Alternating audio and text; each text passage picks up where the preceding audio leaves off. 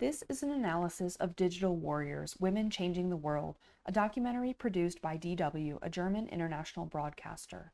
This presentation includes discussions of sensitive topics, including sexual assault, sexual violence, and female genital mutilation, or FGM.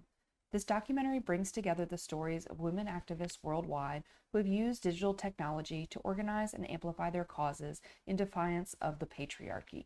The featured stories include an Iranian activist living in New York who started My Stealthy Freedom and White Wednesdays, social media campaigns that push back against Iran's strict hijab laws. She describes her life in Iran as when my hair was like a hostage in the hands of the Iranian government. Through social media, she invited women to share photos of themselves unveiled as a form of peaceful defiance. She explains that her campaign is about freedom, dignity, and choice. Next, in Argentina, a journalist launched the Ni Una Menos hashtag, which has grown into a movement against femicides and domestic violence in Latin America. Building on the momentum of Me Too, her campaign confronts gender-based violence specific to the region.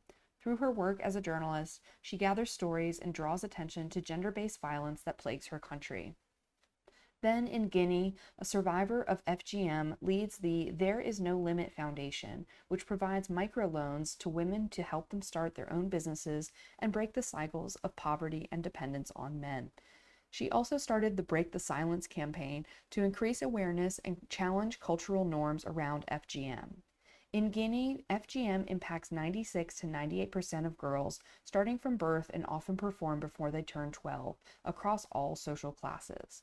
Through digital technology, the survivor connects with other activists to push for cultural shifts to eradicate this widespread practice. Finally, in India, an artist runs Profile for Peace, a digital campaign that uses storytelling to advocate for peace between India and Pakistan. Through her online posts, she shares her personal experiences of war and conflict, including the death of her father that she blames on Pakistan. She calls for a peaceful resolution between the two countries through her online creative activism. Positive critiques include that the documentary provides a global perspective, showing shared struggles across borders and cultures. It also highlights difficult and often harsh realities that these activists face. The range of technological tools and methods used by each activist shows the versatility and power of digital activism. Negative critiques include that it could include more socially inclusive approach, especially in terms of intersectionality with LGBTQ communities. The documentary doesn't fully address how patriarchal structures can influence the technology these activists depend on, and the depth of detail about each activist's specific technology usage could be increased for a more thorough understanding.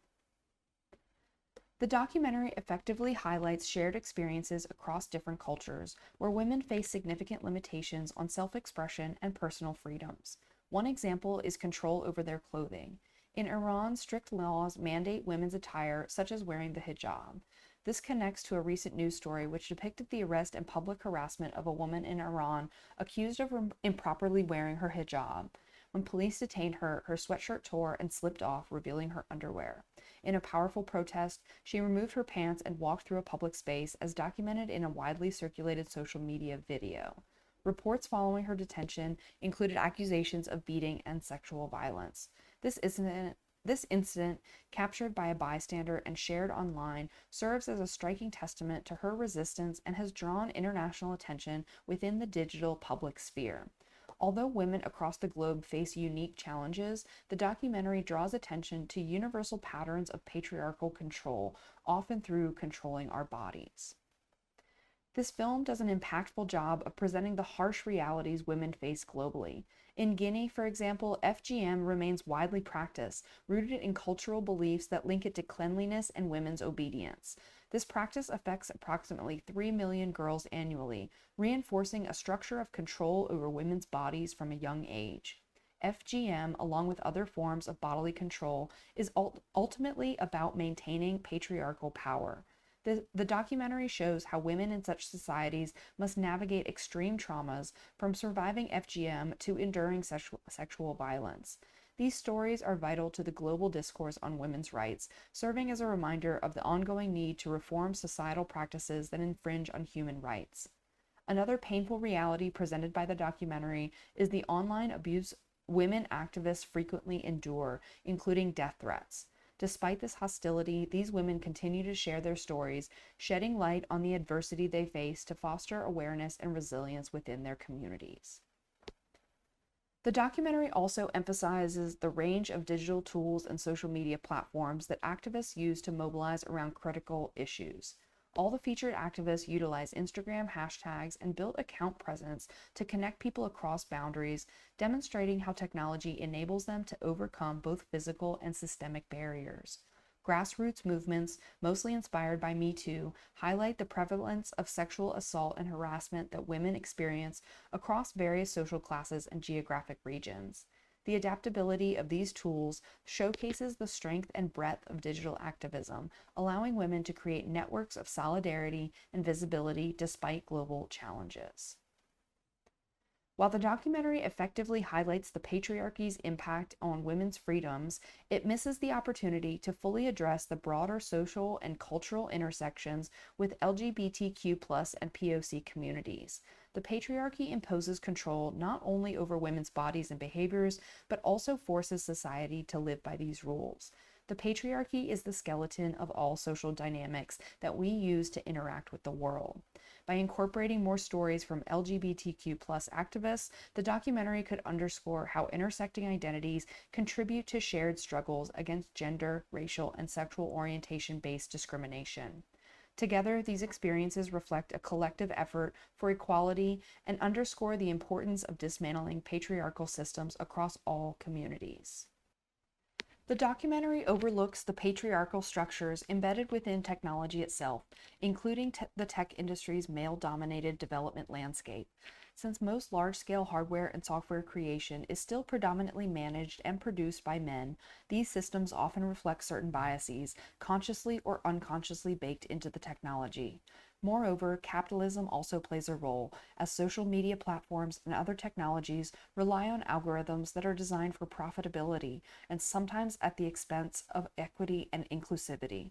A closer examination of these underlying structures could strengthen the documentary's discussion, helping viewers understand how systemic gender and economic biases shape digital tools in ways that both support and sometimes limit activism. The documentary touches on the platforms activists use, such as Instagram, but lacks an in-depth look at their technological strategies. Understanding more about the activist processes for establishing and growing their online presence would add value, especially for viewers interested in learning how to build a digital movement. Additionally, hearing user stories from people who engage with activism through these apps could illustrate the tangible impact of these campaigns. Details about technical methods, like specific strategies for outreach, building follower engagement, or managing content, could provide actionable insights for those inspired to take up online activism themselves. This documentary significantly contributes to both theoretical and empirical understandings of the intersection between feminism and technology by presenting a comprehensive cross-section of global women's rights issues in an accessible, engaging format. Through varied case studies, the documentary effectively illustrates how technology can serve as a powerful tool for awareness and activism across cultural, legal, and social barriers. By connecting each activist story to their use of digital platforms, the documentary bridges academic discussions of patriarchy and activism with real-world examples that make these issues tangible for a broader audience. Further research could explore these case studies in a more detailed manuscript-style format, or even an online database of digital feminist activists, which would allow for a deeper examination of the strategies each activist uses to maximize impact online.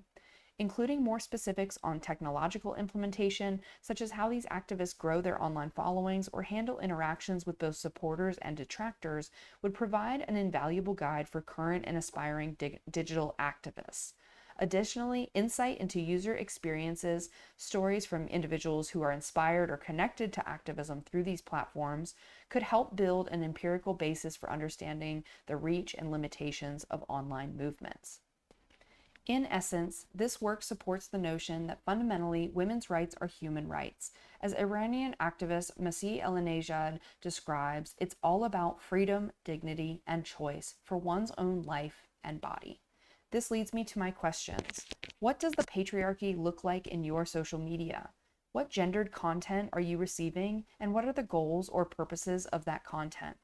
What activist messages have you shared or interacted with online? How does the surveillance landscape described by Edward Snowden influence your decisions about posting online? Do you consider yourself an activist? What are you inspired to fight for? How could you creatively use or build technology for your cause? Also, what did I miss? I welcome your additions and further questions. Thank you.